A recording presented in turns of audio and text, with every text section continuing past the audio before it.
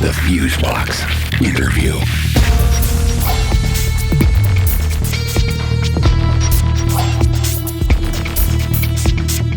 Well, welcome in, friends, to the first edition of our spin-off series, the Fusebox interview. And I'm your host, Marc Rose, and on this one, we have a delightful interview with one of the most beloved frontmen for the Frank Zappa band that existed from 1973 to 1975. A Zappa band itself, which is filled with mythological lore and utterly jam-packed with mythology that is overflowing with loreful mythology.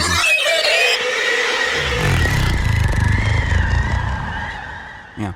I'm talking about Napoleon Murphy Brock, who is featured on albums like One Size Fits All, Roxy and Elsewhere, Bongo Fury, Over-nite Sensation, and a wondrous, newly released and unseen for virtually ever, the video release of Cheaper Than Cheap, a concert film filmed live for a handful of lucky folks at the Zappa rehearsal studios back in 1974. And Napoleon is joined on this interview with Nick Chargin, the guy who has created, in my humble opinion, one of the best Zappa tribute bands to exist virtually anywhere, the Stinkfoot Orchestra. And in the words of the immortal Frank Zappa, these folks put the eyebrows on it. They get it and play it with gusto. Stinkfoot Orchestra is a 14-piece ensemble that truly delivers the goods. And we'll find out how these two talented guys came together to make this band a reality, as well as some Zappa ephemera some folks probably have never heard before. Let's jump in, shall we? So let me just start out by thanking both of you. Ultimate gratitude here for among other things, just joining me on the show here, but also for bringing it every time you guys come to town. As we were talking earlier, there are a lot of folks out there who attempt to tackle the music of Frank Zappa, some better than others, but I have never seen anyone bring the joy and fun better. I mean, I think there's enough activity in your shows for two stages. I don't think one stage can really hang with all the energy that's coming off of there. That is amazing. To play the music expertly is one thing, but to have fun while doing it, it's kind of what Frank had in mind anyway. But that's the most important part. Yes, exactly. It's like Bruce Fowler once. I heard him on an interview. And the interviewer had just seen him playing with us down at Venice. And the interviewer brought up Stinkfoot Orchestra. He's like, oh, let me tell you about those guys. He's like, those guys get it. You put in the work, and then you have fun with it. Yeah. And it shows. That's not hyperbole. It is absolutely true. It's funny. I was just thinking about this today. After this post-wave of positive blue activity that's happened all over the country. Can you imagine what Frank... Amen to that. Yeah. Can you imagine what Frank would be doing with all of this stuff that's happening in this? I don't have to imagine. I know. Because we did it. So that's right. That's exactly right. We did it many times, and I don't have to imagine, because I would be waiting, for the phone call to come. Napoleon, what are you doing? Come up to my room. You won't believe what we're going to do next. The sucker's getting ready to go down. Yes, I know. Which actually brings me to one of the questions I wanted to bring up is in the Frank Zappa mythology, it's the Marty Perellis character who apparently introduced you to Frank. Is that how it happened? Is that the mythic lore? Marty Perellis is Frank Zappa's road manager. Marty Perellis is very instrumental in being one of the best parts of what the subtitle of my book is about, how and why Frank Zappa created the Roxy family. You see, all the musicians in the Roxy video, that's a family, okay? It's not a family of musicians. It's a family of specialists who also play instruments. Okay. And he created that family because he only had an extended family. He didn't have a real family. And so he created his real family, people that could help him through life rather than just living off of the resources that he created and that he received because of his hard work. Marty Perellis was like, maybe, let's see, 6, 1, 2, 3, 1, 2, 3, 4, 5, 6, 7, 8. He was the 9th person in the family. Marty Perellis, when they were in Australia, something happened that created something that you're going to read in the book called the Sal Marquez syndrome. Okay. Mm-hmm. Nick knows about the Sal Marquez syndrome. We're not gonna. I didn't know you came up with a name for it. Well, that's I don't know if I'm gonna put that in the book or not. But there is something. It's a working title. Yeah, working title. There's something that's attached to the Sal Marquez syndrome that it doesn't matter how it became. It's what happens to you if you are labeled with it. If Marty Perellis comes to your hotel room to you at any time and says aisle or window, and you go aisle or window, what are you talking about? He says aisle or window. I got a ticket for you and you're going home now because you've just been fired. And I just want to find out, would you like to sit in the aisle or sit at the window? That's how you know you're fired. Oh, okay? Man. That's one of the roles of Marty Perellis. Oh, wow. Here's the system. Contract said we get paid in cash. The people that bought the tickets paid you cash. So therefore, there shouldn't be a problem with you paying us in cash. The equipment is set up. We did the sound check. We're ready to go. Now, where's the money, Mopo? You know, money. And then the promoter's going to say, well, you know, I'll no. No, Marty says, no, that's not how the contract reads. The contract reads that you count the money and I recount the money. And then if it's right, then it's showtime. So as soon as Marty gets the money right from the promoter, and him jiving and trying to be slick, and Marty's from Baltimore, Maryland, where Frank's from, he goes and knocks on the door, and Frank looks up, and Marty says, showtime. Yeah. Hey, but Napoleon, you were starting to tell the story about how Frank was on tour in Australia. I'm getting to, but I'm just showing some of the characteristics and some of the duties of Marty Perellis, which are wide and quite extended. Okay, so Australia started the Sal Marquez syndrome, and Marty, as Frank's road manager, you know, he knows how important it is for Frank to go on stage and he's happy and smiling because it's going to be a great show that way. Well, he knew that Frank wasn't too happy about something that happened at the end of the show in Australia. And so it's his job to be like part psychologist too, you know? And so what he did, since Gail's parents live in Hawaii, Marty said, hey, listen, Gail, I need to do something because I don't need Frank to go to Europe in 4 days and be in a bad mood. He said, so I'm going to tell him that you need to stop in Hawaii to see your parents because there's something going on that you have to address right away. And what I'm going to do is I'm going to reroute your tickets instead of straight to Los Angeles. I'm going to stop over in Hawaii and you can go see your parents. And then I'm going to put Frank in the King Kamehameha Hotel. In 1973, women on the beach, they either wore only bottoms or they wore nothing. Okay. So he set Frank up in a suite in the King Kamehameha Hotel, which has a balcony looking at the Waikiki Beach. And Frank looks and he sits down with his guitar and he's going like, I'll be okay. I think I'll be okay. When's Gail coming back? It doesn't matter. She's visiting her parents right now, okay? So Marty says, wow, okay, damn, okay, my job is done. Wow, this is paradise. Man, look at all these women. He says, let me see if I can go out and get lucky. So he's walking through Waikiki, and he goes through the middle of Waikiki, a place called the Marketplace. He goes through there, and he sees all these activities. And he walks through, and at the end of the Marketplace is a parking lot. And it's the parking lot for a hotel called the Coral Reef Hotel. On the right-hand side is a pool hall that most of the Samoans hang out at and smoke Thai stick. Anyway, on the left is the hotel called the Coral Reef Hotel. But on the side, in the back of the hotel, is a restaurant. And the name of the restaurant is called the Red Noodle. Okay? And so it's a Wednesday night, and he sees all these people lined up all the way around to the front of the entrance of the hotel. So Marty Bareilles goes up to the Samoan bouncers, because all bouncers in Hawaii are Samoan. You don't act out, you know what I mean? Because they weigh at least 300 pounds, okay?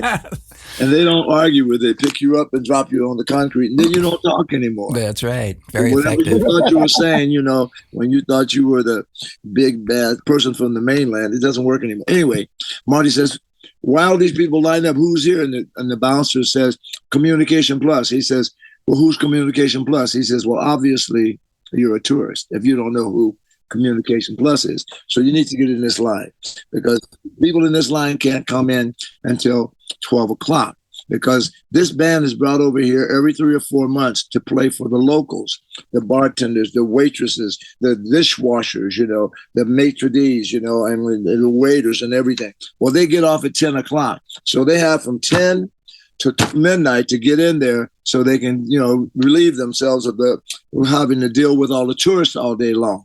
You know, and being, you know, cordial and gracious to them, you know, and diplomatic when sometimes the tourists, they think their shit don't stink, et cetera, et cetera. Anyway, he says, so what happens is that they come in before 10, by 12 midnight.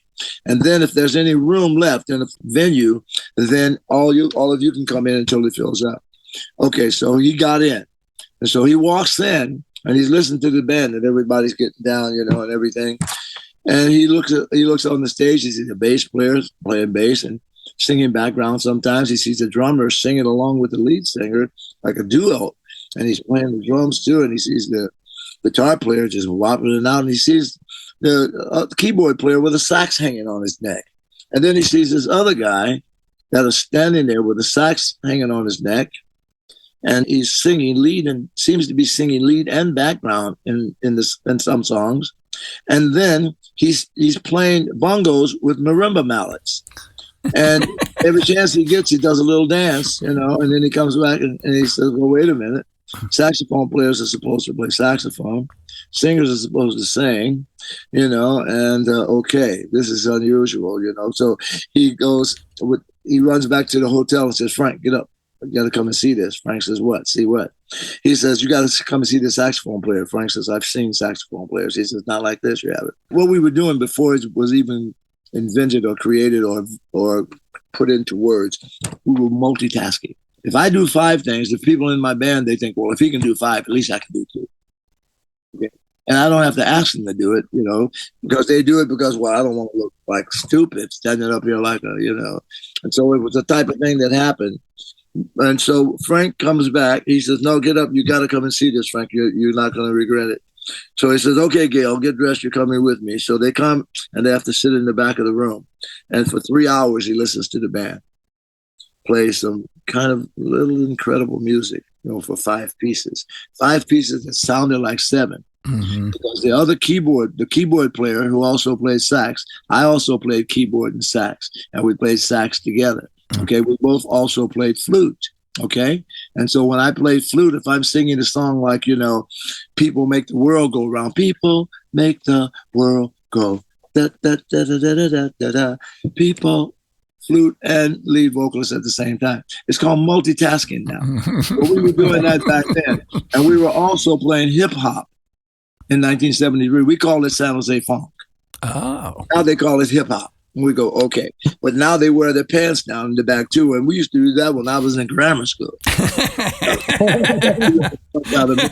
You know? True. But anyway, and so at the end of the set, because we play from 10 at night to 4 in the morning, 6 nights a week, every night but Monday night. So we were tight, you know. No music on stage. No, didn't allow it because we have to memorize everything so we can have fun. Anyway, Marty comes up to me, excuse me, someone wants to meet you. I said, okay, who? He said, Frank Zappa. I said, okay, who's Frank Zappa? He said, you don't know who Frank Zappa is? I said, no, I don't know who Frank Zappa is. Should I? And I said, where is he? And he points to him, and he's in the back, way at the back. And I look at him because I have really good vision then, you know. I said, is he on a poster in Haight-Ashbury record store, sitting on the toilet doing this? Yeah. He says, well, yeah. I said, well, what does he want? Because that's not a screaming endorsement for him. He says, well, you might want to meet him. It might be to your best interest. I says, yeah, but why does he want to meet me? What's going on? He says, well, why don't you just take a chance? It might be to your best interest. So I go back there, and Frank walks up to me and says, hello, my name is Frank Zappa, and you're my new lead vocalist and the first front man I've ever had. This would have been 1973, right? Is that right? August 8th, wow. to be exact. How about August 8th. And I said, well, my name is Napoleon Murphy Brock, and perhaps you didn't notice, but I already have a job. As a matter of fact, that's my band, and I'm the front man. And he says, yeah, but, you need to come with me. I've been looking for you. Oh, I've been looking for you for a long time, and now I found you. You have to come with me. I said, so excuse me, sir, Mr. Zappa. He's called me Frank. I said, are you a musician? And he says, yeah. I said, well, what do you play? He says, I play guitar. Really? Do you have a band? He says, yeah. I said, do you make records? He says, yeah. I said, well, why haven't I heard your music on the radio? And he says, I said, because, hey, I listen to all the stations, even country. I says, and I like the Duke Ellington phrase where he said, there's only two kinds of music, good and bad. And is yours good or bad? And he said, well, I think it's good. I said, well, why don't they play it on the radio if it's good?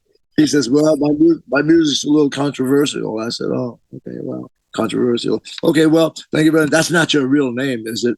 I said, yeah, well, is Frank Zappa your real name? And he says, yeah. I said, why? He says, because it's perfect. It's perfect. Have you ever been to Europe? I says, no, they're going to love you in Europe. I says, there you go again, sir. I says, I said, let me tell you my philosophy about what you're proposing here. I never go to a place that I've never been with a person that I just met to play music that I've never even heard yet. I said, isn't that seem a little bit ludicrous to you? Kind of weird. But thank you very much for your compliment, Mr. Zappa, and you have a nice day. You sure don't? Oh, wow. Thank you for your compliment. I'm walking away, and my spirit guide goes, ask him who's in the band. I never question my spirit guide because it's part of how I woke up this morning. So, I'm grateful. So I go back and I says, hello, excuse me, Mr. Zappa. Call me Frank. I said, okay, Frank. Who's in your band? And so he says, well, Ralph Humphrey, Jean-Luc Ponty, and George Duke. I said, stop, please, wait a minute. Ralph Humphrey, the technician drummer with Don Ellis, the trumpet player that plays with the Echoplex, that technician is in your band. Jean-Luc Ponty, the classical jazz violinist from Paris, France, is in your band. And George Duke, the keyboard player that was with Cannonball Adderley after Bobby Timmons and before Joe Zavino, they're in your band. He says, yeah. I said, well, fuck, man. Dude, you have to be good. And they don't play your music on the radio?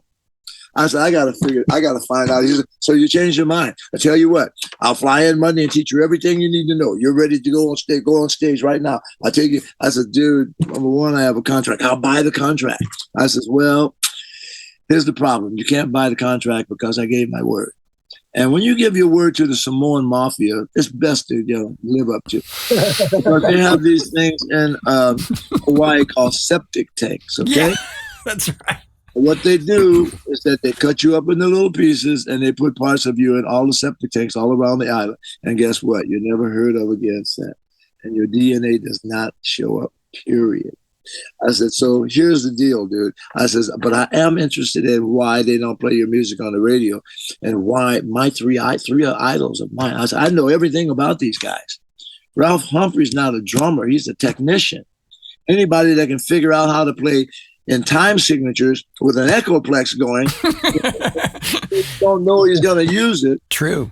And that's heavy, man. So I said, to tell you, he says, well, I said, no, you can't buy the contract. I said, how would you like it if I gave my word to you and then someone came and made me an offer that I basically couldn't refuse, and I trashed my word and just said, yeah, I'll go with this person because of more money. I says, and quite frankly, I'm sure you're not going to pay me more than I'm paying myself. Mm-hmm. So let's go about it like this.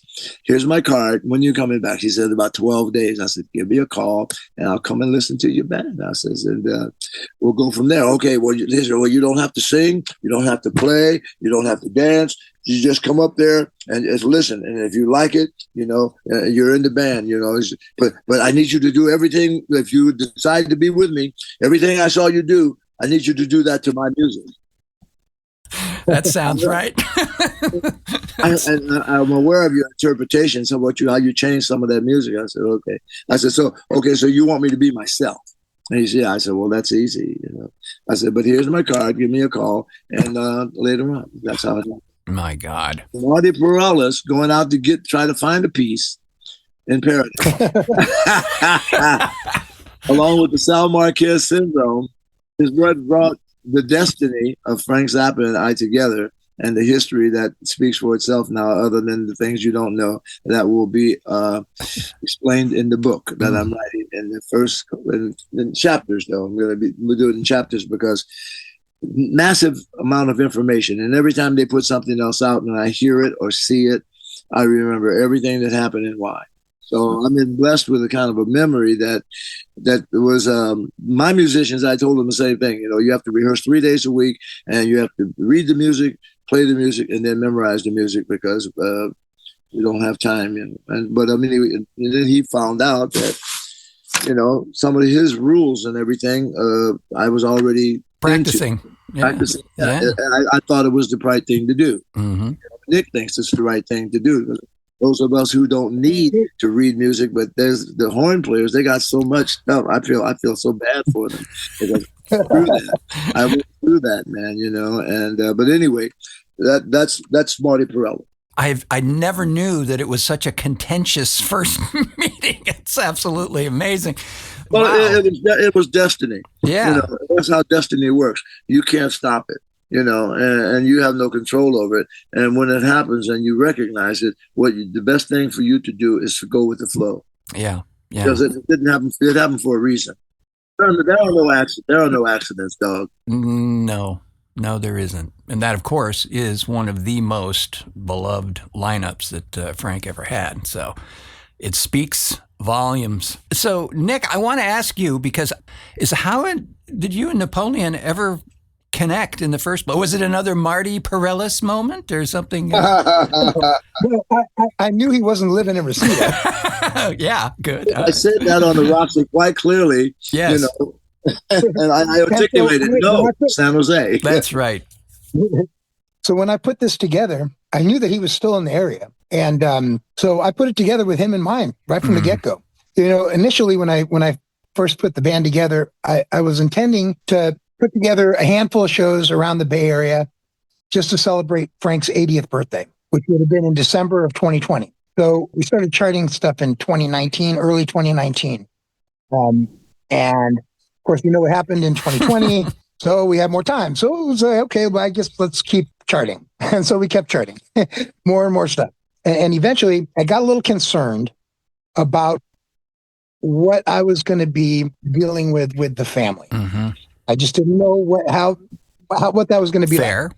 But I knew there was somebody out there who did know what that was like. And that's Andre Chumley, who was with Project Object was his band. Right.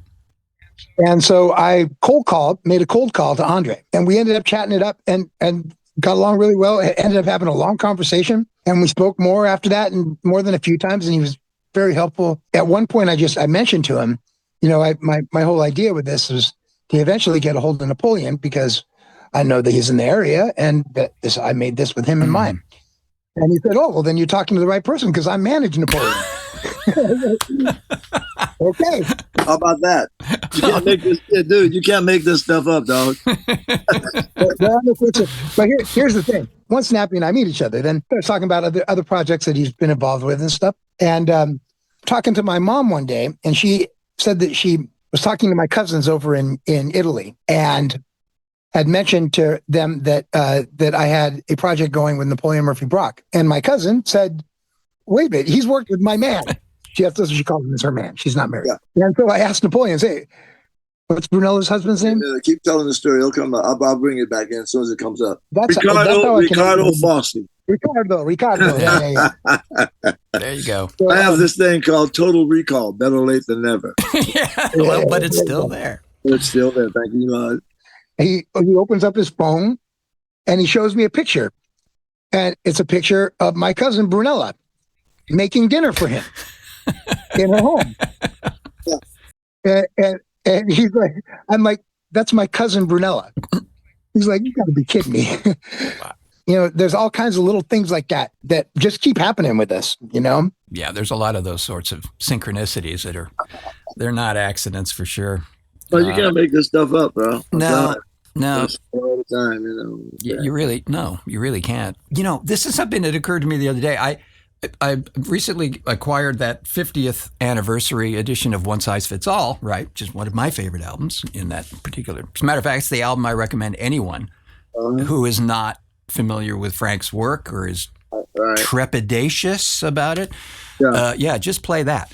But, you know, on that, it's either a typo or it's on purpose. It's referred to as Florentine Pogan on this disc, not Florentine, which I, under years of research, have decided now that it is an actual cookie that he's talking about. A Florentine Pogan is a cookie. And if it doesn't say Florentine Pogan, it's probably a typo. Yeah, it must be. It must Because be. it's Florentine Pogan. The thing about it is, it's infamous and it's famous and it's all those things in the Zappa world. That's one of their favorite songs. It's and your first vocal performance on that track, which I have seen you do multiple times, still blows me away. It's the nonverbal stuff. It's just the melodic thing there. It's just like, oh my God, I don't know. I don't know. It's with Frank, you know, the way we were asked to do his music, we had to make it a part of our DNA. And so he would write parts of our character in all the music that he wrote for us to produce for him. And, you know, he made us an offer we couldn't refuse. That's why we allowed it to happen. You know, you have to allow that to happen. Yeah.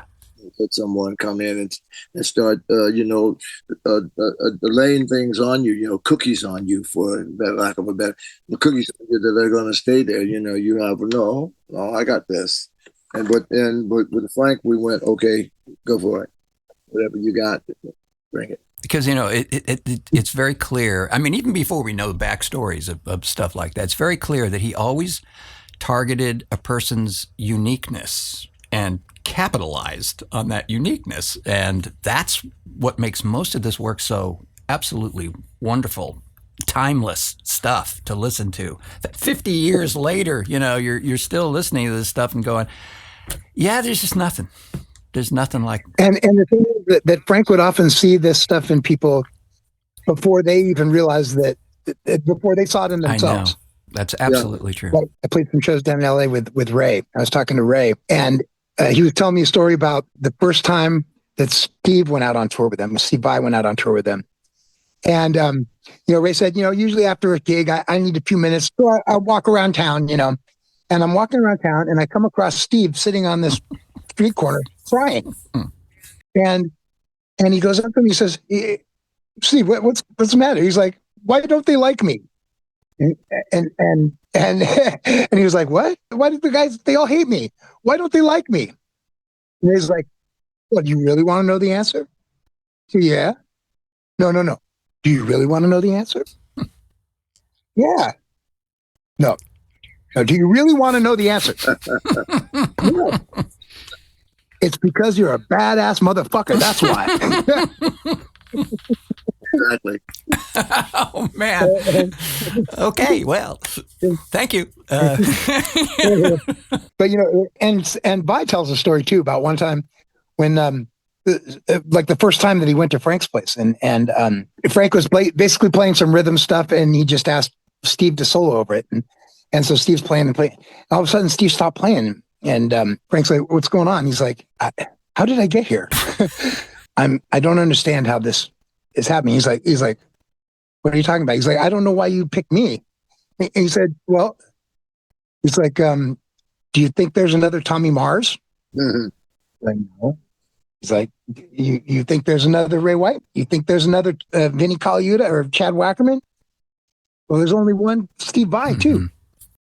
And so he was so good about seeing these things in other people, even oftentimes before they saw it in themselves, and incorporating that part of their personality into what he was doing at the time. Yeah, that's a rare quality to see, but also to implement. I mean, it's just. Well, one thing that has to be realized from the top.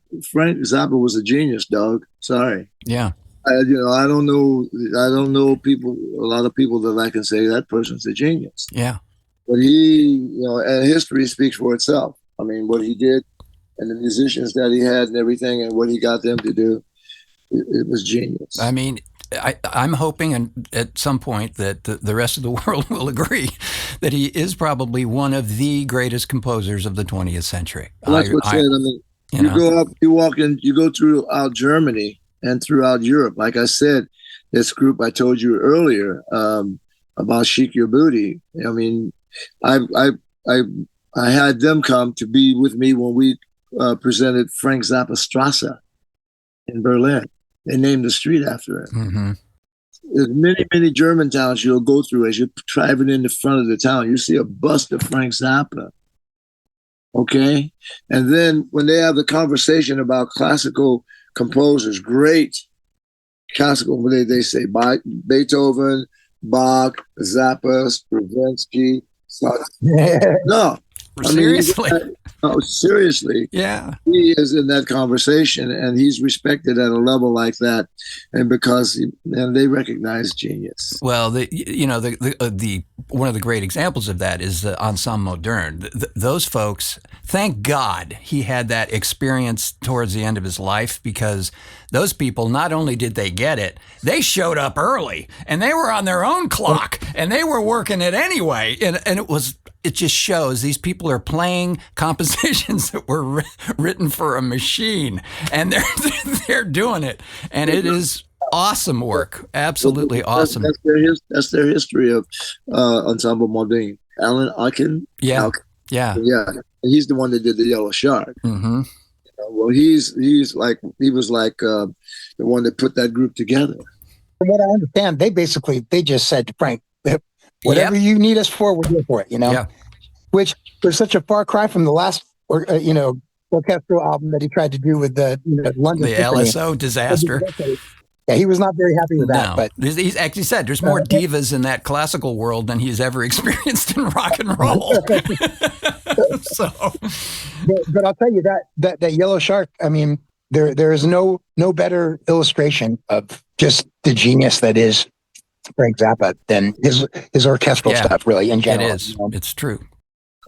And I think that any musician that gets into Frank Zappa eventually, comes to the realization that, oh, wow, you listen to a piece like, revised music for guitar and low budget orchestra off of Studio 10. I mean, his use of harmony, it's just so unique. It's so original. It's so Frank. I mean, it's nobody there else. is nobody else. There is no quality like that anywhere. It's true. He didn't compromise with his compositional style, because they never said anything in the conservatory about that. He said, "Well, I'm not the conservatory. I'm Frank Zappa." He said, "Well, you can't do that." He says, "Why not?" Well, it's not done. He says, well, maybe that's the reason to do it. Mm-hmm. Maybe it needs to be done. Yes. But this is how I compose. If you don't like it, don't just walk out the door. He said one thing that has stayed with me. Well, he said many things, but one thing that I read a quote. Well, actually, he said it on camera, and I've loved this because it just totally disarms anyone who's trying to make a counterclaim. They ask him. I think it was Dutch press or somebody that was asking him. Said, so a lot of people. This is very strange music. It's very hard to access and all that kind of stuff. And Frank said, I write music for the people who like it. Mm-hmm. And it's just one of the greatest retorts to any sort of a question about, yes, the audience is those who like it. The people who don't like it, well, there's plenty of other things to choose on, You like it the rest of your life. That's right. You understand, why there's a spiritual attachment to it that, is part of your spiritual existence. And you say, I don't need to explain this because I know how I feel. Yeah, that's right. You don't have to justify that either. Yeah. Nick, did I just read that you sat in for Bobby Martin? I did, yes. Yeah, that was kind of a Good. trip. Good on you. How'd that go? That was fun. It was fun. We had a lot of fun. Yeah, I was actually, I got a call from Ray 3 weeks before they were supposed to do this tour. It was 20 shows in 26 days in Europe. This is banned from Utopia? Yeah. Yeah. And he told me that Bobby had had a stroke. Oh God, I didn't know. I didn't know that. Make it. Oh yeah. Oh wow. I keep him in my prayers, man. He's from what I understand, still half of his body's paralyzed, and that's tragic. Sorry to hear that. Yeah. So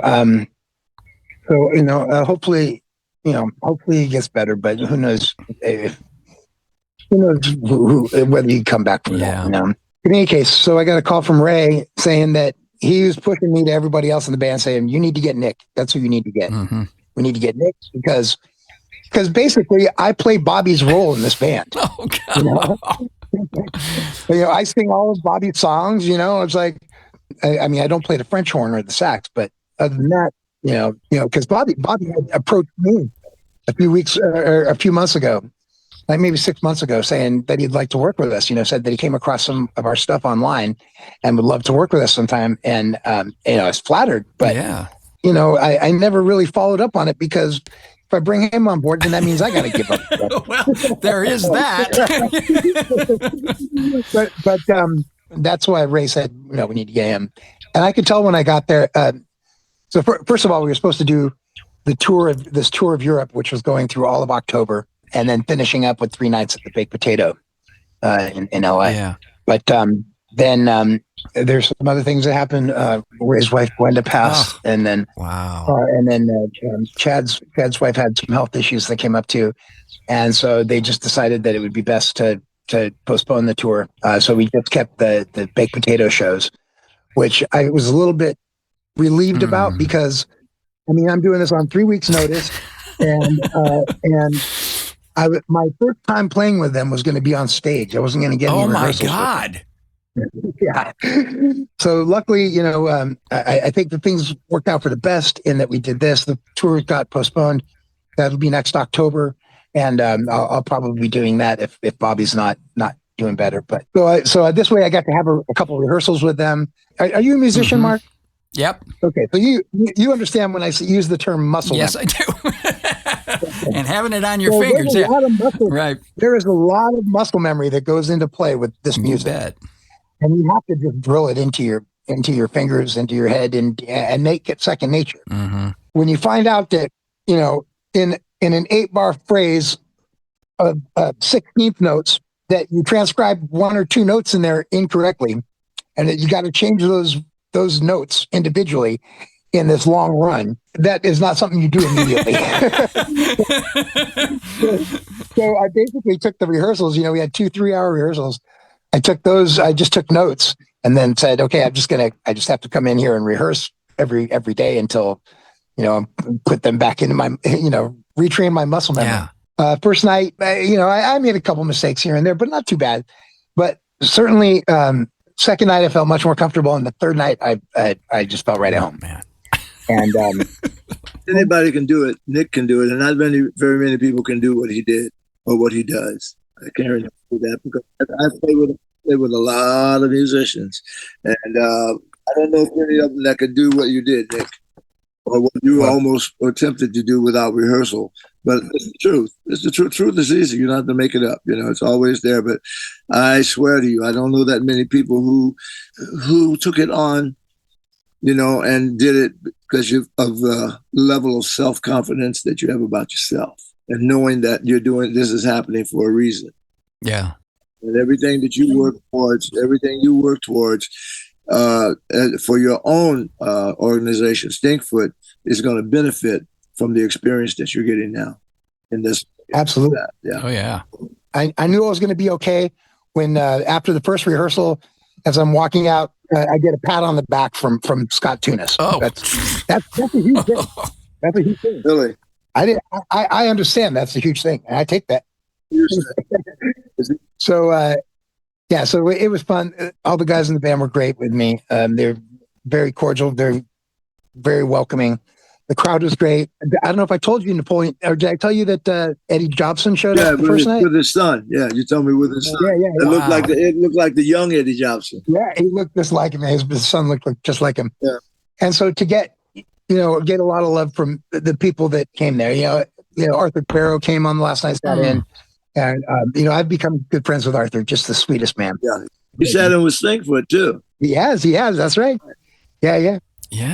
Yeah. So it was a great experience. No offense to Band from Utopia, but I like my band. Like I said, you guys are having fun, and it just is. And I have to agree with, but what you created was a cut above what a Band Utopia created to do the presentation of Zappa music. What you created, Nick, was it's a cut above, bro. Well, and the other thing is, as I said the first time we had a chance to chat, is that you're pulling out compositions I don't think I have ever actually seen perform before. Going back, finding some rare stuff that's just like, oh, that doesn't get covered ever.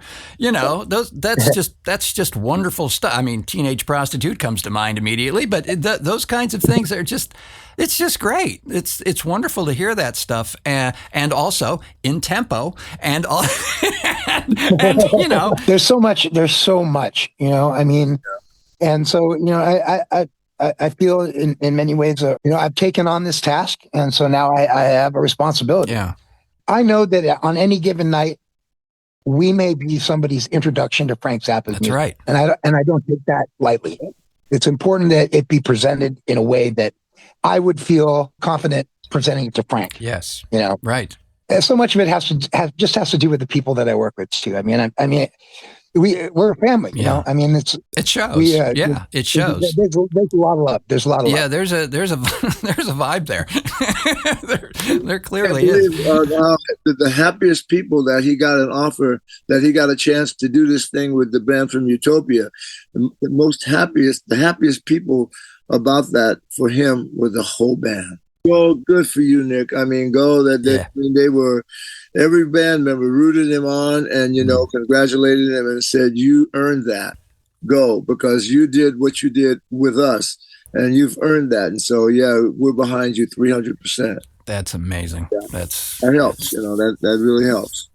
It's more than a vote of confidence. I'm a very lucky man. Yeah, but I think you attract that, Nick. So that's what it is. Is there any plans to do Zappanal or any of those kind of shows out of the country at some point in time? The thing is, it's not like bringing a 6-piece band over there. No, it's not. With crew included, there's 18 of us, so that's not cheap. And Zappanal, it used to be that they paid for everybody's plane fare, but they aren't in a position to do that any longer.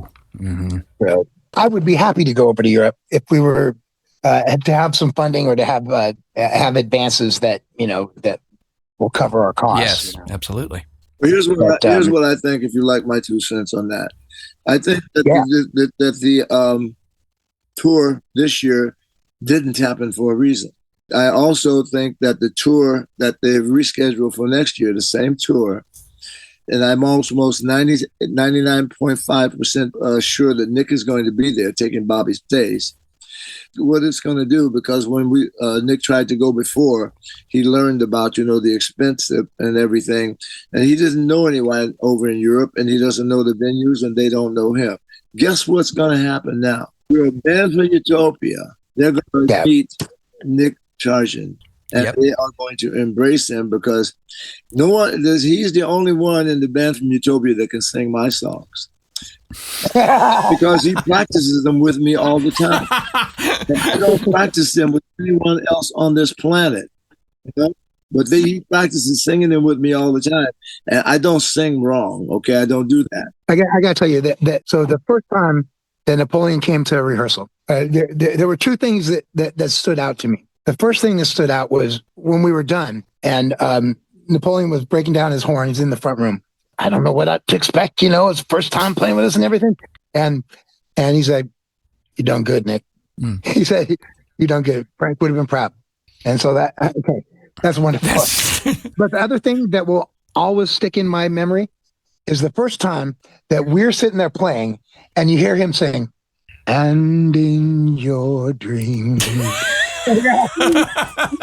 It's like, oh my God. It's happening in this room. You may say I'm the only one who can sing his songs, but he's the only one that sings his songs like him. Yeah. That's because I'm me. That's right. Yeah, I mean, but the other thing about it is too, is see now what's going to happen is he's going to go over there and not only introduce himself to Europe, and the questions are going to be asked, well, where'd this guy come from? And then the interviews for the band from Utopia, they have no choice. They have to tell who he is, where he's from, and what he's all about. And so it's going to be in all the newspaper articles. It's going to be in all the interviews. It's the DNA of Stinkfoot. It's going to be there. Mm-hmm. Now, that's the difference in trying to go over there when you've never been there before, or your band has never been heard there before, okay? The way God sets things up, and there's no accidents.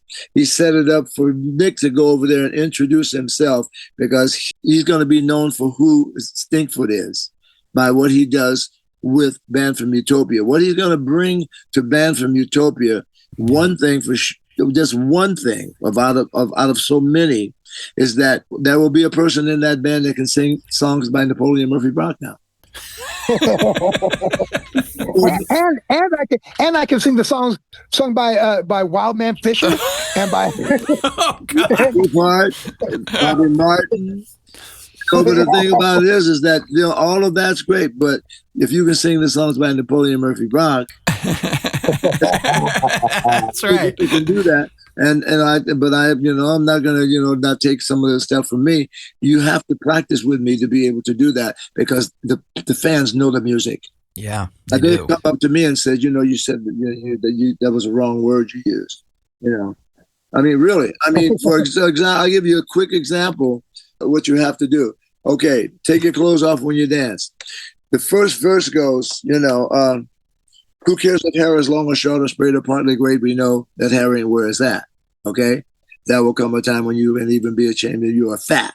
Okay? That and fat goes together. Mm-hmm. Now, if in the first verse, and I did it before, you say, who cares if you're so poor you can't afford to buy a pair of model go stretch elastic pants? That will come a time when you can even take your clothes off when you dance. Yes.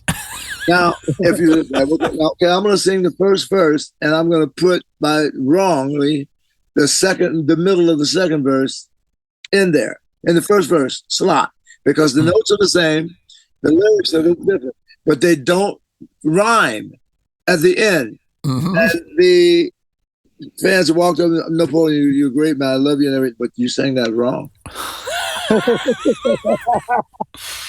Yep. What are you talking about? No, you said, take your clothes off when you dance. You said, who cares if hair is long or short or straight? You played that, you sang that in the second verse. That goes in the first verse. So what I'm saying is that, Nick's going to be able to go over there and show the excellence of what Stinkfoot Orchestra might sound like. Mm-hmm. Yeah, you're the rep. You're the rep. He's going to be doing it right, and they're going to be listening because Zappa fans, they listen. Deep. Very deep. Oh, man. The first time I went over there, I thought they didn't like me. I went like, what the fuck, man? Kicking my ass here, and I know I'm good, These Germans are sitting there like this, like stone. Oh, yeah. But after the solo, and I came back and finished singing, after the end of the song, they went nuts, and I went like, whoa. Okay. Yeah, very stoic. Yeah, very stoic. No, it's not so much stoic, but they listen. Listening, Frank always said, listening is an art. Ears are made for hearing. That's why they make hearing aids. Okay, right. But back then, when I first went over there, I recognized that not only do they listen, but they basically record everything that they're hearing and seeing because it might not happen again. Mm-hmm. It might not come back next year. Then what are they going to do? Shit, Scheissen, they're going to say, which is Scheissen. I should have paid attention. I should have listened instead of talking and shit. And that's the way they are. But they're not negatively critical, but they will come and let you know that everything was great except and they sing along with you. They know the lyrics. They know the lyrics, I'm telling you. And they know the lyrics and they know the melodies. And half of them aren't musicians. No, that's exactly right. Yeah, They most. know every little, idiosyncrasy of your animated performance too. They know all of the things, So the thing about it is, with Nick being as good as he is, and as good as he is as a musician, as good as he is as a singer, but as good as he is in his knowledge of the music, because of what he had to go through to get his band, his orchestra, to achieve the level that they're at now. He has a knowledge of it that it's going to blow their mind, and then Zappa now is going to change their mind about they're gonna be a little more adjustable when it comes to the negotiations. Mm-hmm. Because the people over there are gonna say, you got to get the Stinkford Orchestra over here. You got to get them over here. And why aren't you bringing them over here? You brought this thing from Australia and they were okay, but they were just loud. So why don't you do something that that encourages us to want to come back again after we've been coming here for 35 years? Bring a group over here that keyboard player and singer that was with Utopia for all these shows showed us that he's one of us. He loves this music as much as we do. And he loves and respects Frank Zappa and the genius of Frank Zappa and the music of Frank Zappa, and to the point to where he doesn't disrespect Frank Zappa because he not only sang the right words, he played the right notes. That's right. That's where the proof is. I think, in my opinion, because I'm a spiritualist, I'm not a Christian, I'm a spiritualist, is that God set it up this way because Stinkford is supposed to go there. That's what I think is going to happen. That's my prediction. Yeah, I think it's a very valid prediction, I think soon as we get the Agent Orange out of office, I think it's gonna happen. Maybe before, but I know it's gonna happen. It's just a matter of when. So I wanted to let you know that at this point, a reference is made to percussionist extraordinaire Ruth Underwood, a true virtuoso. She probably would say, "No, I'm not," but we all know better than that, Ruth. Well, it was well known for years that Ruth never really considered herself an improviser. She played, skillfully, what was written and was happy as a penguin in bondage boy. Oh yeah, oh yeah, to do just that. But for the just-released Cheaper Than Cheap live show, Frank gave her a little space to solo. And the origin of that solo was thought to be suggested by Frank. But, as we find out, Ruth decided to play her part in Double Fast herself. Oh. So it wasn't Frank that suggested, why don't you just do this thing? Okay. He gave us the liberty to do whatever we wanted as long as we didn't fuck it up. Right. That's a we were raising our hand like this. I did that. And so now I looked at George, and George said, "Oh, no." And then he looked at Chester, and Chester threw up with two hands. And Frank if you look at him, he's playing guitar, and he doesn't have a problem with it because he knows that we know. And we're like, is that all you got? Yeah. We do this while we do that. That stands out on that. It was ad-lib right there. All the jumping on the floor, none of that was planned. That's called choreography. Yeah, right. I mean, none of that was planned. We did all of that because that was who we were. I just got a letter from her. Oh. And she says, and she thinks she made mistakes in that video. Oh, well, I know that's what we're talking about.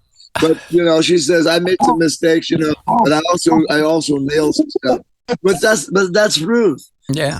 You got to understand. When he recruited us, he hired musicians, but he didn't hire us. He recruited us because we already had pre-developed skills that he needed to process his compositions, that he knew that other musicians would not believe them unless they saw and heard actual human beings playing them. And they said, well, shit, if human beings are playing them, I guess we can too. But other than that, what the fuck was that? How is that? You know what I'm saying? The fact that Ruth and Frank found each other, really, it was mutually inspirational. Yeah, because I think that Ruth inspired Frank to write stuff that he may not have written for, if he didn't have somebody who could pull it off. Because Ruth is the only person that he ever knew that could actually do the impossible, right? Yeah. And so the inspiration that she provided to Frank, I think, and she was equally inspired by what Frank was writing for her to play, and I think that relationship, that musical relationship, I think had a lot to do with the direction that Frank went with his writing, and just where he went with music, because he was writing for her. That relationship is unique. It was a mutually inspirational relationship. Well, let me tell you this a little bit, Nick. That's close, but the truth of the matter is he had already composed these songs, and he needed to find individuals who already had pre-developed skills that could actually play this. See, he had already written this music, but he couldn't find musicians who had pre-developed skills that could play it right now. He didn't have time to wait for them to learn how to play this or wait and see if they could play and then start writing. No, he really wrote it already because he brought it to us the first day of rehearsal. The beautiful thing about him is that he says, okay, the first day for me and Chester, we were going like, oh, shit. These guys already know the Over-nite Sensation and all that. And he says, no, nobody knows this and nobody ever seen it. He gave everybody brand new stuff. For the first couple of weeks of rehearsal, everything was what no one had ever seen before. Okay? So he didn't write stuff for Ruth in that format because that format had not been formed yet. Okay? She'll tell you in the interview, the drum interview, that what Frank was looking at when he saw John McLaughlin's audience and everything. And she says she looked in his eye and she asked him, well, what are you thinking? And he says, that's what I want. Mm-hmm. And she says, and the next thing you know, Chester and Nappy showed up. Changed everything. And changed everything. George literally said, oh, so we're auditioning for him? And Frank said, well, if you want to look at it like that, yeah. Said, but if he doesn't like what we play, he's walking in out the door with his roommate, looks like a dog. I released a CD called This Is What Frank Zappa Heard, okay? It's a live recording of that night because I was taping on 4-track TAC reel to reel. Because he listened for 3 hours, because there's only 70 minutes on CDs, I could only release 70 minutes worth of 3-hour performance that he saw. So I saved some of the best stuff for last, okay? For example, but what he heard that night is I'm yet to put out. What I'm going to release on the second chapter 2 of This Is What Frank Zappa Heard is something that he saw. Well, number one, he saw and heard a 5-piece band play the theme from Shaft without any mistakes and without any parts missing. One of the most important things that each person, each specialist that he recruited, one of the most important traits that we had to have was this: -0 ego. Because if you have an ego, you don't listen. You prepare to say what you're thinking. And you prepare to, object to what you heard. But we were like, okay. And then when he brought the first chart out, we were like, fuck. This shit, whoa. This stuff, I mean, we already knew because we had already done everything else.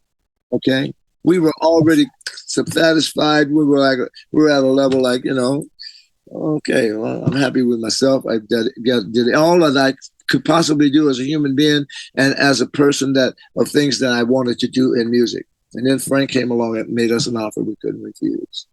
He says, I see something in you that you haven't developed, but you should. And he called George Duke. He says, you should play synthesizer. George, no, I'm not playing synthesizer. Yeah, that's right.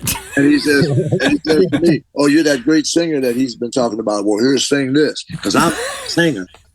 I'm a jazz keyboard player. And he gave me a copy of Village of the Sun. Okay. But I had heard him sing when I was in college. And I said, there's a block here. There's a firewall or a blockage there.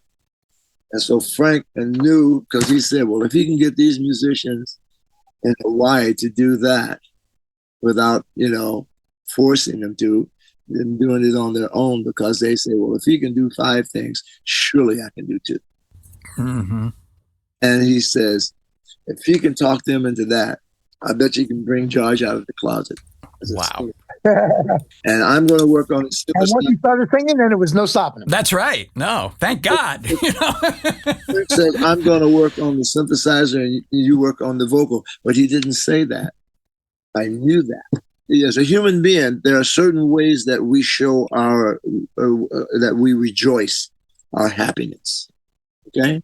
Now I'm going to show you, anytime you listen to a live recording with Frank and when George and the Roxy family, you want to know when George is expressing his happiness of playing the synthesizer and singing. You'll hear him go, ah! Ah! Dick does it all the time. It's called an expression of joy because you've been freed from all the demons that were there oppressing you, who you really were. Those demons had been expelled through a process of family-oriented love, where we were one for one for all, and all for one, and we were there for Frank.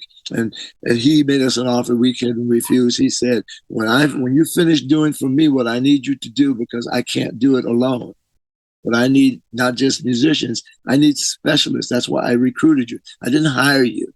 I recruited you because what you already possess is what I need." He says, "When you leave here, then you're going to be who you really are."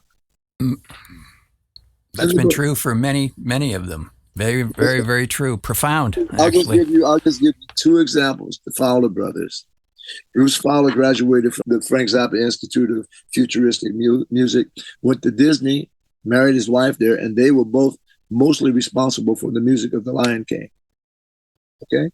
Tom Fowler left there and went with Ray Charles for 17 years until he died. And when they did the movie Ray, Tom Fowler was the music consultant. I'll stop right there. You got to buy the book to read the rest. That's just an example of what happened, of the offer that he made us that we couldn't refuse. Because we knew that he had seen inside of us something that only we knew, but we were suppressing it because we weren't ready to go to that level yet. We thought, and I won't make you yourself. You will make you yourself. But I'm going to present a forum for you where that part of you can come out. Yeah. Nurturing it. And be appreciated. Yes. John Hammer used to come to our concerts and watch George Duke play synthesizer. John fucking Hammer. George introduced me to him. And I was like, George is a bad keyboard player. And then I started playing synthesizer and started doing movie soundtracks. Yeah. So that's what I'm talking about. Okay. The rest you have to buy the book. And if you tell anyone what I told you today, I'll have to kill you. That's right. Okay. I'll make sure of that. Actually, I'll have Nick kill you because he's Italian. That's what they do. God bless him. I'm so glad that the studio performance there, that Cheaper Than Cheap, got released when it did, because it really is unique for a whole mess of reasons. But it's such a great performance. And for a reason. I don't really think that they had control of the release. I think it was beyond their control. Because here's the deal. All these years and everything, and then a lot of people came into Frank Zappa's music in Joe's Garage and in a lot of the other stuff, Them or Us and all of that. And a lot of them, because they weren't even born yet, or they were too young to even know that was an alternate form of music that they could listen to and appreciate. It's coming out now, and they're going, "What the fuck?" I'm glad. I'm glad, Yeah. So things happen for a reason, bro. No question about it. All of them now are waiting. They're like, when did they do this? Yeah, exactly. It was what? Yeah. 1974. 73. That's right. You go back even farther, it gets just weird. But yeah, it's just an incredible legacy of stuff. I want to mention, even though this particular thing will be an on-demand thing, it is going to get a radio release the day before your show here in town. So be a little bit of something there. We'll be in attendance. I would not miss that show. Every year, look forward to it. Well, don't come unless you want to have fun, because we're going to be having fun. Oh, I know. I count on it. I count on it. And any parting thoughts, friends, before we adjourn here? Portland is one of our favorite places to play. We just have to say, the Alberta Roads. I mean, we just love that place. Love all the people there. Yeah. and we always look forward to that show. Oh, that's fantastic. Frank loved Portland too, by the way. Really? Yeah, we used to play at the Paramount Theater. Paramount, that's right. And every town that had a Paramount, Frank made sure he was booked there. How about that? Wow. Every city that had a Paramount. Oakland, California, Paramount. Because we knew what the acoustics were, because they were built for sound. That's pretty rare back in the day. It really was. Especially when they hadn't even invented the Peterson guitar tuner. No, they had. Yeah, they certainly invented echoes, though. We had a lot of echoes. They're all over the place. But no, thank you both for taking the time to do this. And again, looking forward to seeing you both on the, I guess it's the 13th out here, right? 13th? Yeah, I think so. Yes, that's correct. Yes. The 13th, Thursday the 13th. Yeah, and so we're going to rally the troops, and we'll be seeing you then. And it's so great to chat with you guys. Really thoroughly appreciate that very, very much. Thank you for having us. Thank you for having us. Thank you for having us, and thank you for all that you're going to do. Hold us. Tell me there. Thank you. You betcha. Much appreciated, Mark. You bet. Thanks, Nick. Thanks, Napoleon. Thanks for joining us on this one, friends. You can find all sorts of wonderment at our webpage, thefuseboxshow.com. And thanks so much to my guests, Napoleon Murphy Brock and Nick Chargin, for spending some quality time with us, and also for keeping the music of Frank Zappa alive and very, very well. So, I've been your host, until I'm not, Marc Rose, saying, until our next cartoon.